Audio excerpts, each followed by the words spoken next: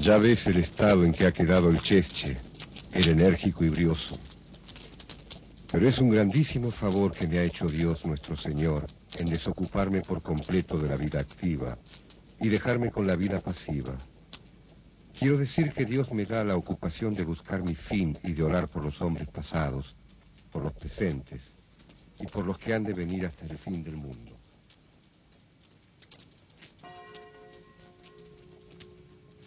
El 26 de enero de 1914, todo un pueblo salió a la calle para acompañar a un hombre, un sacerdote, un pastor, un amigo que los dejaba.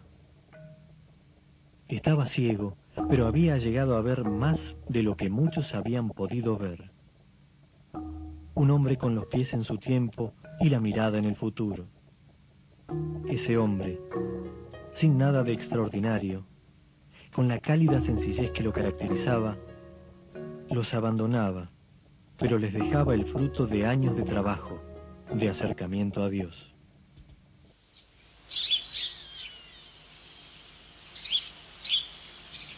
El 16 de marzo de 1840 nacía el cuarto hijo de la familia Brochero. Le pusieron por nombre José Gabriel del Rosario. La familia Brochero tenía una larga tradición militar. Muchos de ellos tuvieron algún puesto en la milicia. No eran tiempos fáciles. Los primeros años de vida independiente de la Argentina mostraron la distancia que se había generado entre los dirigentes y el gauchaje. Los gauchos habían actuado activamente desde las invasiones inglesas en 1806 y 1807. Defendieron la frontera y facilitaron el avance del ejército de la independencia americana. Durante el gobierno de Rosas, los gauchos fueron la base social del modelo político. Pero luego de la batalla de Caseros, en 1852, al consolidarse el modelo liberal en el gobierno, fueron expulsados de su tierra. En este clima nació y vivió José Gabriel Brochero. La vida era dura en aquellos lugares. Don Vicente Brochero era tropero, compraba y vendía ganado, barriles de grasa, sacos de cebo, cueros y otros productos derivados. En medio de tanto esfuerzo y tantos sacrificios, falleció repentinamente a los 58 años. Petrona, su esposa, se hizo cargo de la familia. Durante la epidemia de viruela, el pequeño José Gabriel se enfermó muy gravemente. Su vida peligró durante muchas horas. Logró recuperarse, pero en su rostro la viruela dejó sus huellas. Figura de él yo la tengo patente, como si lo viera. ¿Cómo lo describiría? Morocho, bastante arrugada la cara, pero muy amable, muy cariñoso, muy bien. Mis amados, todos nosotros estamos actualmente de viaje para la eternidad. Cristo nuestro Señor hace a todos sus siervos y amigos que envía a tal jornada, encomendándole 3 escalones. El primero, pobreza contra riqueza. El segundo, oprobio o menosprecio contra el honor mundano. El tercero, humildad contra soberbia. Y de estos 3 escalones induzcan a todas las virtudes. Ingresó al Colegio Seminario Nuestra Señora de Loreto en 1856, con 16 años. A los 22 años de edad, el 1 de julio de 1862, se presentó al obispo para recibir la tonsura y las 4 órdenes menores. Gabriel Brochero, hijo legítimo de don Ignacio Brochero y doña Petrona Dávila, vecinos de la villa de Santa Rosa en esta provincia, ante vuestra señoría ilustrísima, con el debido respeto, y como más haya lugar en derecho, me presento y digo, que habiéndome sentido desde mis más tiernos años inclinado al estado sacerdotal, he practicado medios conducentes a examinar mi vocación y adquirir, en cuanto lo permitan mis fuerzas, la idoneidad que para tan santo estado se requiere. 4 años más tarde, el 4 de septiembre de 1866, será ordenado sacerdote y queda claro que su familia no había podido costearle los estudios.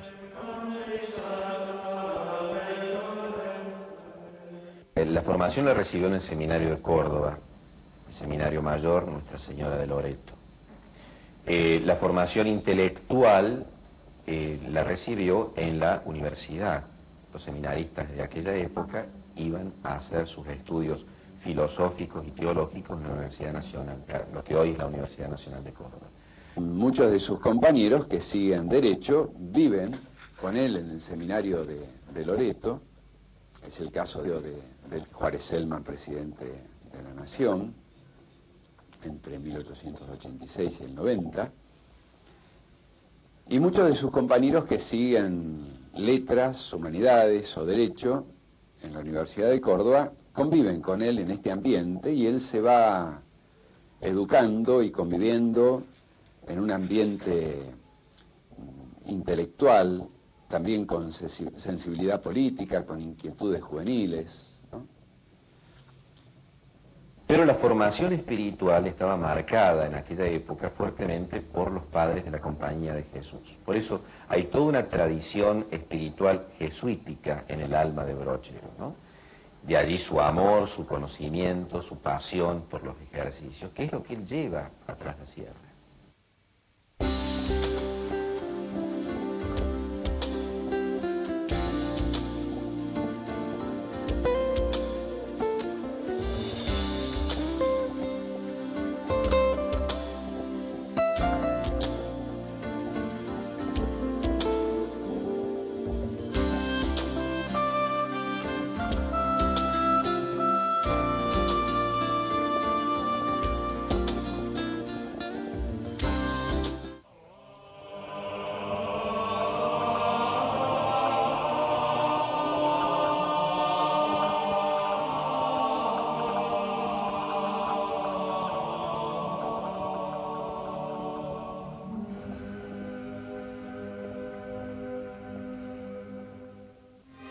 Gracias a la magia de los dibujos animados, la Sagrada Escritura cobra vida.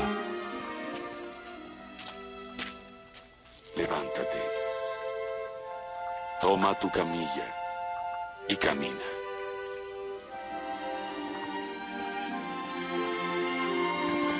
No se pierda cada semana un nuevo episodio de las Historias del Nuevo Testamento. Sydney, Australia, donde miles de jóvenes de todo el mundo se reunieron para vivir la alegría de su fe, donde la iglesia se muestra siempre joven. Una mirada atrás de cámaras a la Jornada Mundial de la Juventud. Sydney 2008.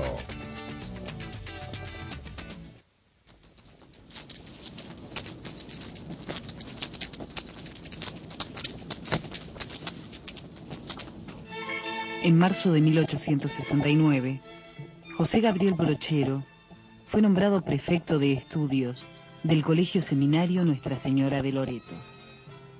En septiembre de este año se le concedió el grado de maestro en filosofía y con solo 29 años fue nombrado párroco del curato de San Alberto. Su residencia estaba en San Pedro. Años más tarde, en 1885, por su iniciativa se desmembrará el curato y la sede del nuevo será Villa del Tránsito, con Brochero como párroco. La espiritualidad de Brochero es netamente lo que nosotros podemos llamar la espiritualidad de un sacerdote diocesano, un sacerdote. Diríamos la espiritualidad de un cura, una espiritualidad netamente apostólica. Brochero, como todo sacerdote, vivía para la evangelización. O sea, su pasión era esa, evangelizar, o sea, acompañar a su gente, llevarles la palabra de Dios, explicar el evangelio, celebrar los sacramentos y sobre todo acompañarlos en un desarrollo integral de la persona. La educación, la cultura, los caminos, la escuela, las acequias, el ferrocarril, su gran preocupación, el correo. Hay tantos testimonios que muestran. Mis amados, que Dios amó al hombre desde la eternidad es una verdad tan clara y tan demostrada que el solo pensar lo contrario es y sería el colmo de la locura, el último esfuerzo de la impiedad y el último grado de la ingratitud. El amor eterno de Dios hacia el hombre está escrito en todas las maravillas de la creación. Él brilla en todas las obras de su omnipotencia. El cambio periódico de las estaciones, las riquezas del mundo vegetal y animal, y todo lo grande y sublime que presenciamos en el universo, predican que Dios amó al hombre desde la eternidad y que en él puso los ojos de su amor y de su predilección. Porque creó a este vasto universo para el hombre, para engrandecerlo y para ensalzarlo, y por eso lo hizo rey de todo lo creado.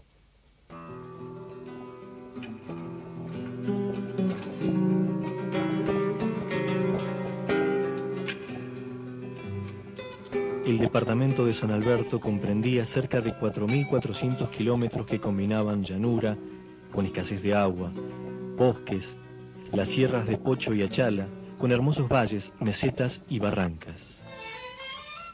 Brochero llega a San Pedro, la sede del curato, luego de un largo viaje en mula. Así lo recuerda un diario de la época.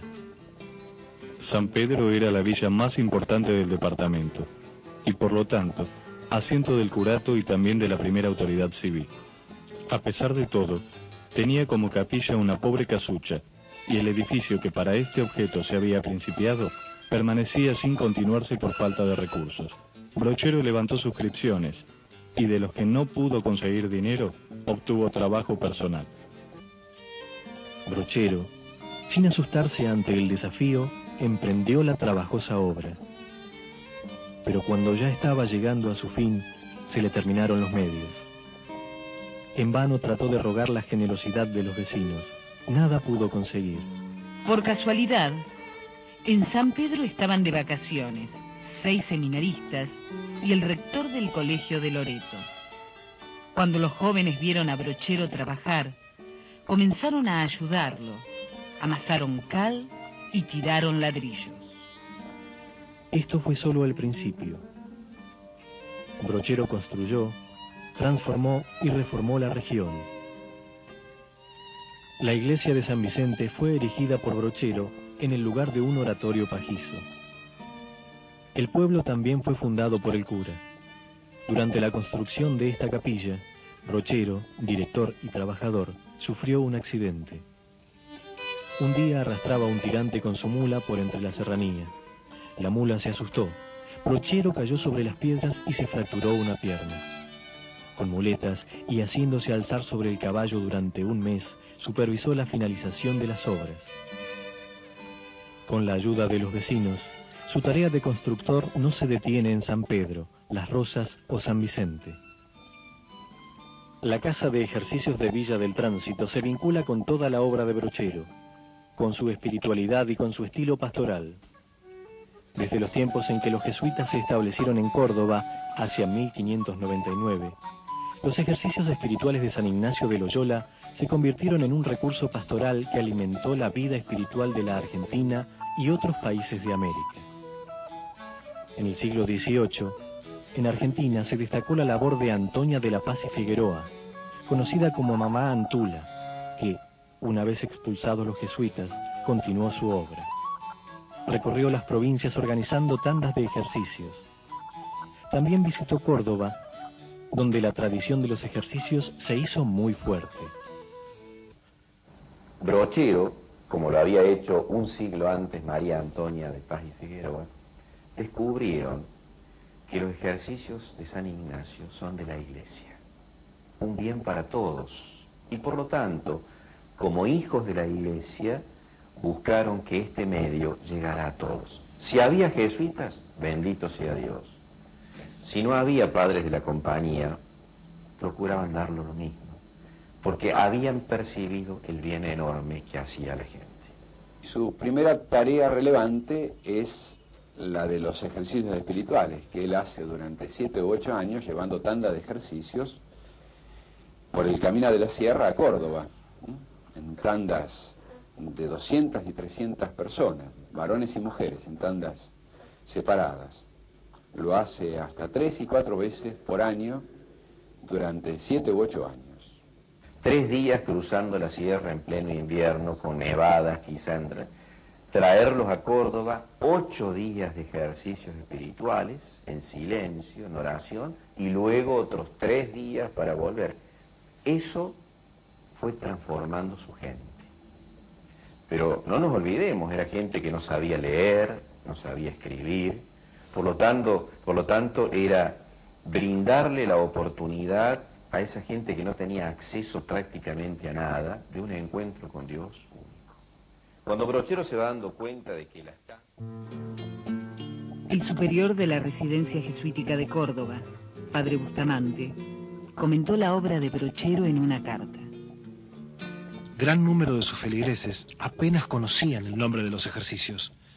Él les explicaba en qué consistían. Pero la casa de ejercicios de Córdoba, que era la más cercana, estaba a casi 200 kilómetros de estas gentes, en su mayor parte pobres. Él entonces les daba cuanto necesitaban. En estos sacrificios unía también otros actos heroicos de virtud y una constancia inquebrantable. Preguntaba yo cuál era el hombre más condenado, más borracho y más ladrón de la comarca. Enseguida le escribió una notita diciéndole que pensaba pasar 2 días en su casa, decir misa, predicar y confesar, y que por tanto avisase a sus amigos. Ahí nomás les decía que me había conteado para hacerles el bien, y que quería enseñarles el modo de salvarse, y que estaban todos condenados, y que bien podían ver ellos que yo no tenía ningún interés, porque ¿qué podría importarme a mí que lo llevasen todos los diablos si no fuese por Jesucristo? Y aquí sacaba el Santo Cristo, y se me echaban a llorar, que yo no sé cómo ponía Dios esas cosas en el pico. Y yo les decía, bueno, este sermón no vale nada, ¿eh? Mañana van a ser los buenos. No se le puede invitar a los paisanos a hacer un retiro, ¿no? Se los invita y ellos quieren, son los ejercicios de San Ignacio. Es un detalle tonto, si se quiere, pero marcaba una realidad de lo que son los ejercicios, una conversión a Dios. El cura Brochero era capaz. Pero el número de ejercitantes aumentaba, y Brochero pensó en construir una casa de ejercicios del otro lado de las sierras.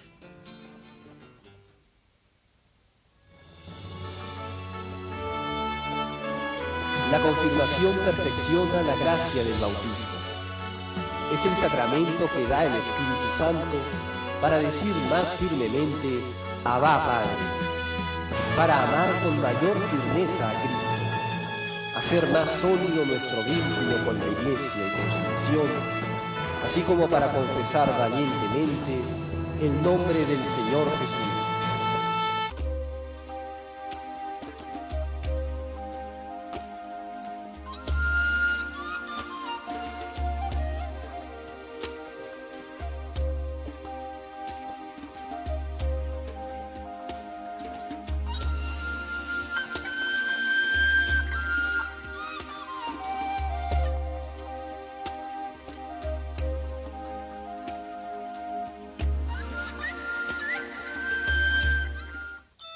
La familia es el lugar en el que se forja el futuro de la humanidad.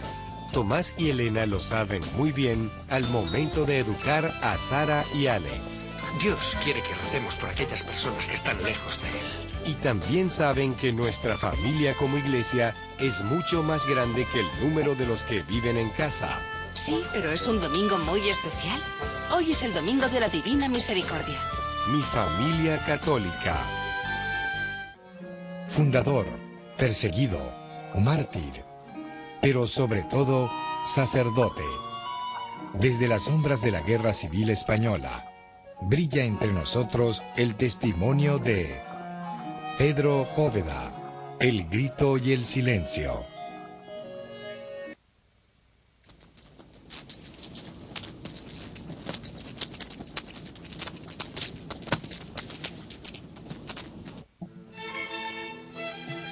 Brochero pensó en construir una casa de ejercicios del otro lado de las sierras. Después de muchas dificultades, las obras comenzaron en Villa del Tránsito. Todos a porfía cooperaron, no solo con dinero y con materiales para la obra, sino también ofreciéndose directamente con trabajo, ya en el tiempo de coser cal y ladrillos, como en la construcción del edificio. Hermosísimo espectáculo ver aquella numerosa procesión de jóvenes y niños, hombres y mujeres, y aún de respetables matronas y delicadas doncellas, acarrear ladrillos al horno y de este al edificio en construcción. A un año de iniciado el trabajo, ya se estaba terminando el primer patio. La colaboración de la gente fue creciendo al tiempo que los muros se construían. Pero aún hacía falta más dinero y más esfuerzo. Y Brochero se entregó a la providencia y la confianza en la generosidad de sus pobres vecinos. Por fin, en el año 1877, se dieron las primeras tandas de ejercicios, en las que hubo hasta 800 personas. Ante una creciente demanda, el cura se vio obligado a organizar las tandas e invitó a varias señoras, entre las que se encontraría la señora de Castellano y su buena amiga, la señora de Recalde, con otras 20 señoritas que ayudarían en una gran cantidad de tareas. Brochero tenía como modelo la Casa de Ejercicios de Córdoba. Consideró necesaria la radicación de una congregación religiosa para la atención de la casa. Surgió, entonces, la idea de construir un colegio de niñas que ayudaría con una educación completa a sacar a las niñas de un entorno familiar que no siempre era el más propicio. Su palabra era directa y sencilla. Todos la entendían y gustaban de ella. Era Brochero un paisano más entre los paisanos. Para 1879, los edificios prácticamente estaban concluidos. A fines de diciembre, el cura Brochero fue a Córdoba a buscar a las hermanas esclavas para su casa de ejercicios y el colegio de niñas. Algunas religiosas no estaban acostumbradas a la rudeza que implicaba un viaje por las empinadas laderas de las sierras de Córdoba, y muchas de ellas jamás habían montado a caballo, salvo las que venían de la zona. En febrero de 1880 llegaban las primeras religiosas. Ayer muy temprano llegamos a esta santa casa. Conmovedora ha sido la llegada. Era tanta la multitud de gente, una cuadra antes de llegar nos bajamos. Estaba la calle muy bien arreglada, con arcos y banderas. La gente formada de un lado a otro, tanto hombres como mujeres. Sacerdotes 6 o 7. Nos recibieron cantando el Corazón Santo. Las campanas sonaban con gran precipitación. Las flores llovían. Duraron por lo menos hasta los 9 repiques. Lo más bien preparado, hasta las piezas con sus catres y tientos, mesa y candelero con su vela, lavatorio y mesa, cada cama con su escupidera. Sería interminable en contar lo preciosa que está la casa. En la capilla nuestra está un corazón de Jesús. Y así las primeras esclavas atraviesan las altas cumbres a lomo de mula, guiadas por esta figura señera, visionaria y profética del cura Brochero. Y él luego, antes de morir, nos deja esta herencia espiritual que para nosotros es un privilegio, pero también es un compromiso. Y desde entonces, desde los comienzos hasta ahora, es nuestra congregación, a lo largo de todos estos años, a través de muchas esclavas que pasaron por acá y a través también de las que en este momento estamos, las que continuamos la obra del cura.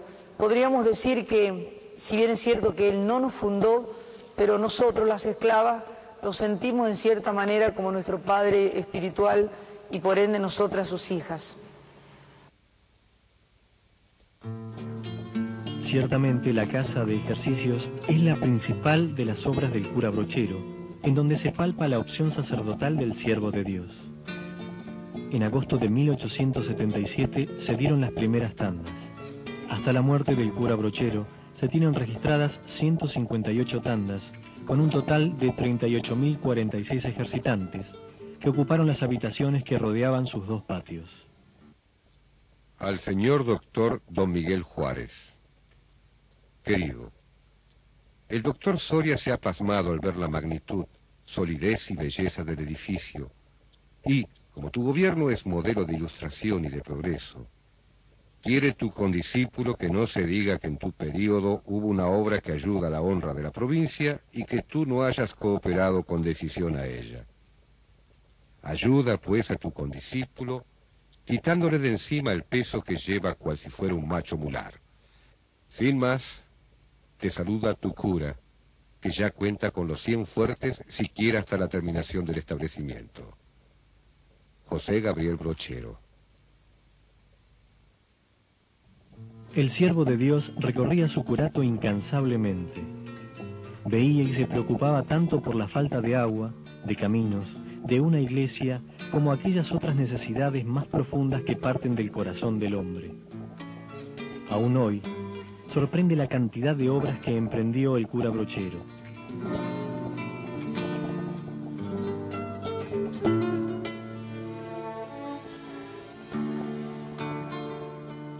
Donde tan solo hay pobreza, abunda necesidad.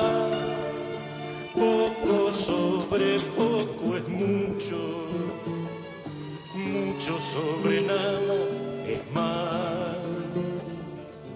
A veces pienso y me digo, alguien se habrá de embromar.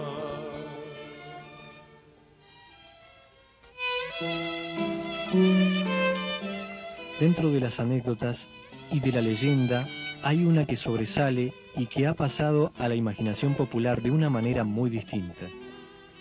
La amistad del cura Brochero con Santos Guayama, al que muchos veían como un gaucho malo. Santos Guayama fue un montonero de las milicias de Chacho Peñalosa y Felipe Varela.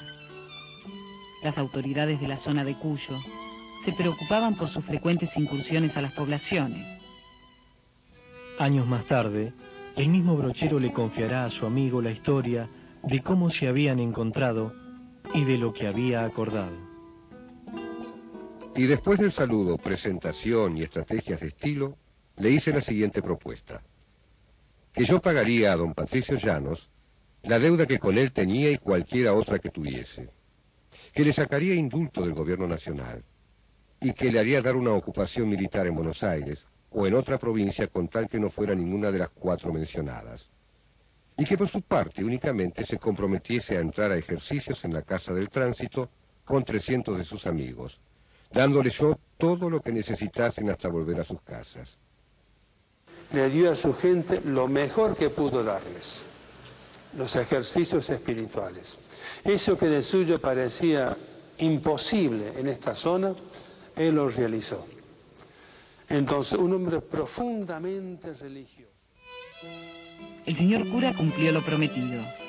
Consiguió las firmas de altos funcionarios para la solicitud de indulto, documento que Santos Guayama usaría como si fuera un indulto provisorio.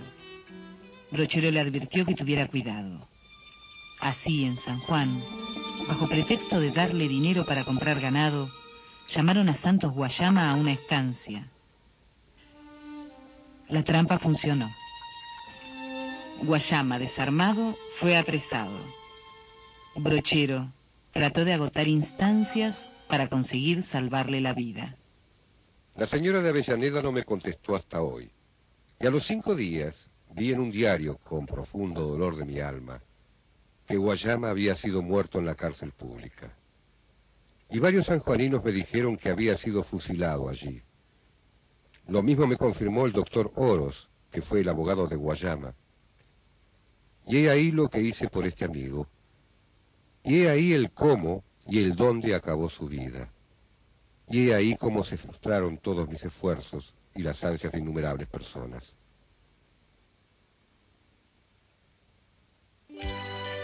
Los misterios del Rosario nos presentan la vida de Jesús. En compañía de María, sus hijos más pequeños recorren cada uno de esos misterios en El Rosario para Niños.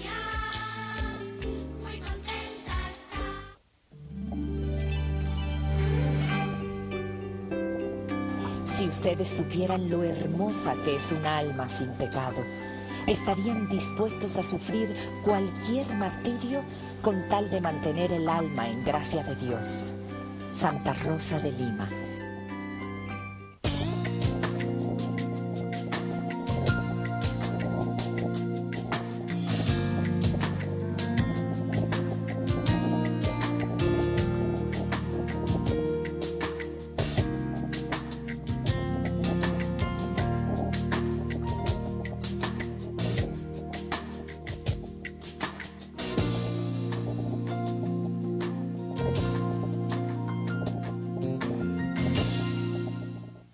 Nueva York, la capital del mundo, donde se encuentra una colorida muestra de las diferentes razas y culturas, así como expresiones religiosas.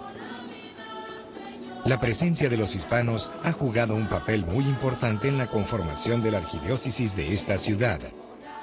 Su historia nos muestra cómo, a través de la fe, crecemos.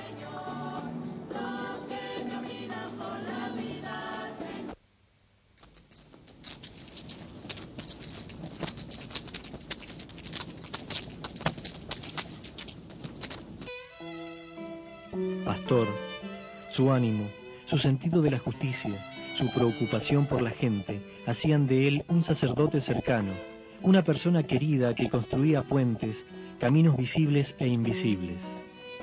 La vida serrana no le daba descanso, y él no le rehuía la pelea. Su oasis lo encontraba en sus momentos de reflexión y en la calidez de sus visitas a los vecinos, cualquiera fuera su condición social. Tan metido en el pueblo, tan sensible a la realidad del pueblo. ¿Cómo siente el pueblo? ¿Cómo se identifica? ¿Y cómo el pueblo se identifica con él? Cuando se quiso propagar más la figura del brochero entre los sacerdotes, nosotros creíamos que a la invitación responderían unos 60 sacerdotes. 60, pensábamos, con optimismo también.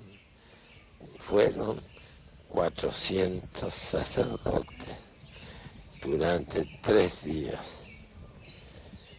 ¿Fue una intuición humana o fue una gracia del brochero ejerciendo su ministerio sacerdotal entre sus hermanos?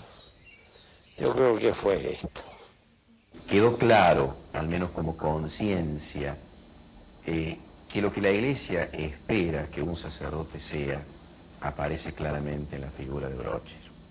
Un hombre pobre, un hombre apostólico, un hombre apasionado por la evangelización, un hombre de Dios y simultáneamente un hombre todo de su pueblo. Brochero permaneció en el tránsito hasta que fue designado canónigo efectivo de la catedral el 14 de abril de 1898 y se radicó en Córdoba.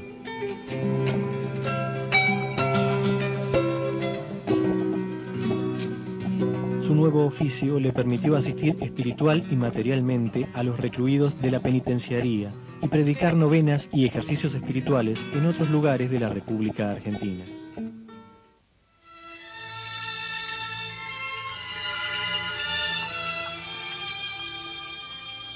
Diga al doctor Noes que antes que acabe el mes, iré por Córdoba a hacerme curar de una enfermedad que me apareció inmediatamente de volver de Buenos Aires el año pasado, y que según mis conocimientos médicos consiste ella en que estoy sarnoso.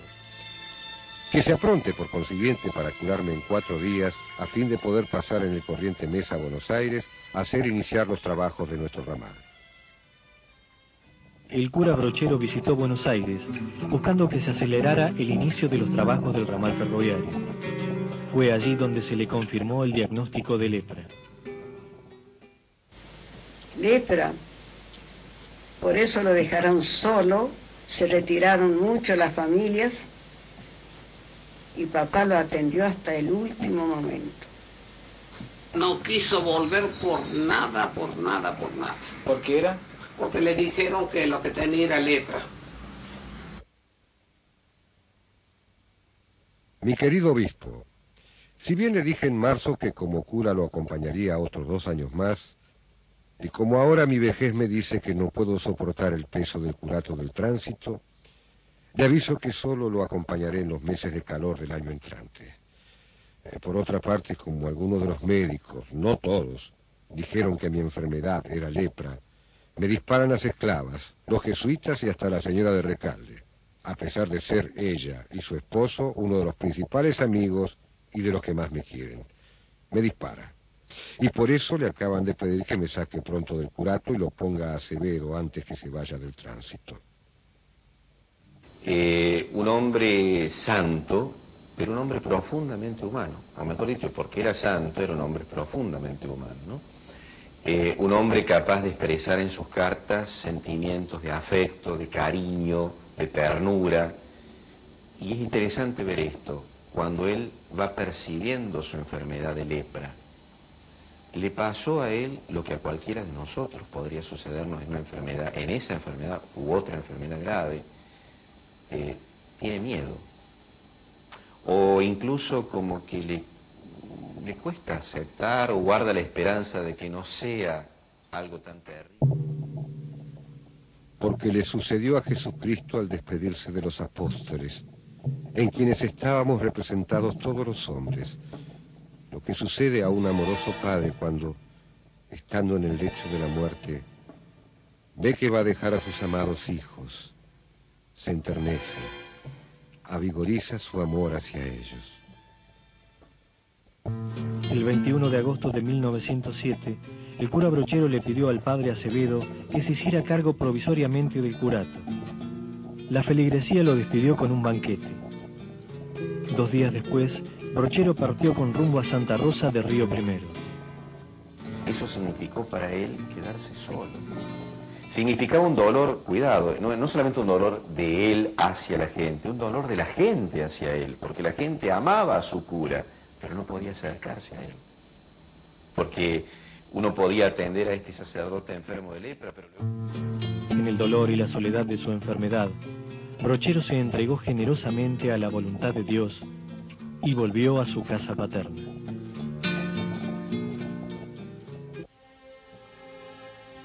De regreso en Villa del Tránsito, Brochero se instaló junto a la casa de su hermana Juana Aurora y vivió allí hasta su muerte.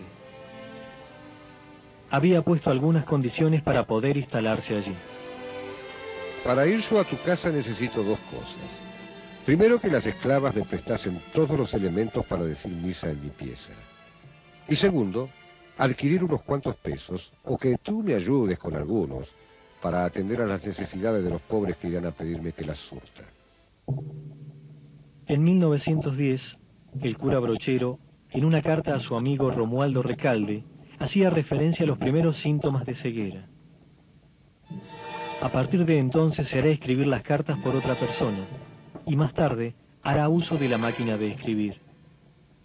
En una de sus últimas cartas, se despide de su compañero de ordenación sacerdotal, el primer obispo de Santiago del Estero. Yo estoy ciego casi al remate, y apenas distingo la luz del día y no puedo verme ni mis manos. Además estoy casi sin tacto desde los codos hasta la punta de los dedos y de las rodillas hasta los pies. Y así otra persona me tiene que vestir o prenderme la ropa. Mire, lo que yo le puedo decir algo especial, que el señor Brochero estaba ciego, sordo. Cuando papá lo fue a atender,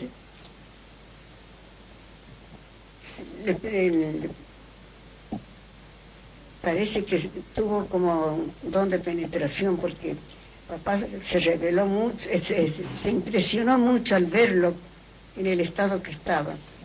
Entonces, el señor Brochero le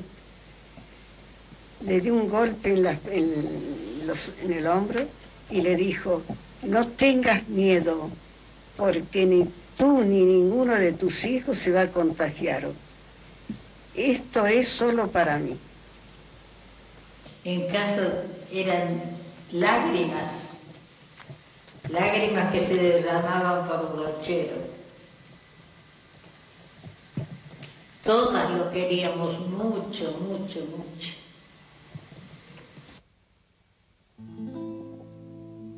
María Aurora, la sobrina nieta de Brochero, recuerda. Aunque su aspecto no denunciaba mucha postración, él manifestaba con frecuencia que las fuerzas se le iban acabando. Tenía el presentimiento de que su muerte estaba próxima y la esperaba completamente resignado, con la serenidad y alegría del justo.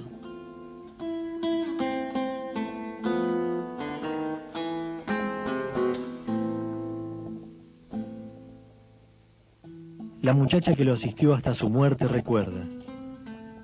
Sabiendo el abandono y soledad en que estaba el señor Brochero, me propuso la madre rectora si me animaba a atenderlo, pero que no me mandaba.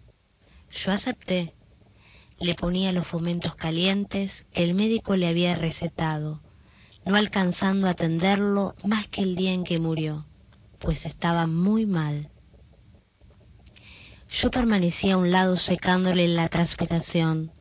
Me pedía el rosario, el breviario, y repetía la jaculatoria: Jesús, José y María, sed la salvación del alma mía.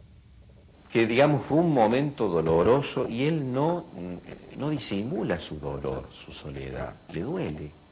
Solo que ilumina, que plasma todo ese dolor desde la cruz de Cristo, le da un sentido creyente a su dolor. Pero fue dolor, fue soledad, fue tristeza, pero fue también comunión con Cristo crucificado, ¿no? Y ahí está el misterio del hombre que vive esa enfermedad como una configuración misteriosa, como todo dolor humano, una configuración con la cruz de Cristo. El sacerdote José Pío Angulo, párroco de Belleville, estuvo junto al cura Brochero en los últimos momentos de su vida. Proponiéndome hacerle entrever en la eternidad la perdurable recompensa que Dios deparaba a su vida, consagrada a la gloria divina y a la salvación de las almas. Le dije que en el cielo le esperaban las innumerables almas que él había salvado en el ejercicio de su ministerio sacerdotal, en el desempeño de su cargo parroquial y en la casa de ejercicios. A lo que él contestó con acento firme: sí, porque los papeles están rotos. Porque si alguna parte hubiera tenido el diablo, el documento está rasgado, y de boca no cobra nadie. Rasgo a la vez que de bien fundada confianza de la personalidad original del señor Brochero.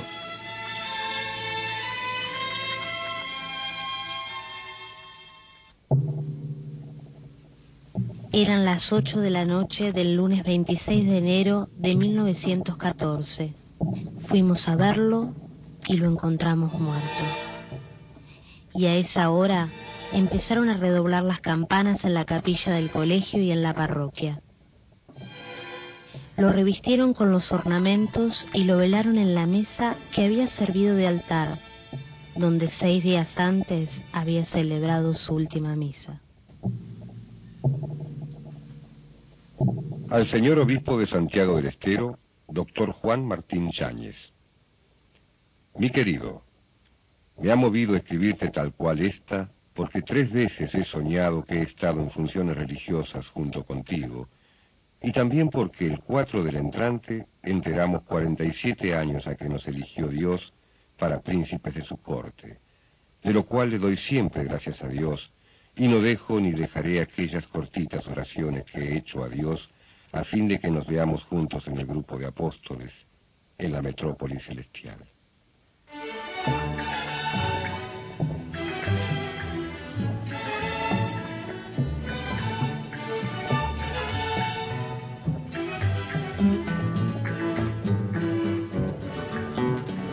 Sombrerito al hombro, hormiguita negra de sol a sol por entre las breñas, un rezo aquí, un rezo allá, desgranando rosarios el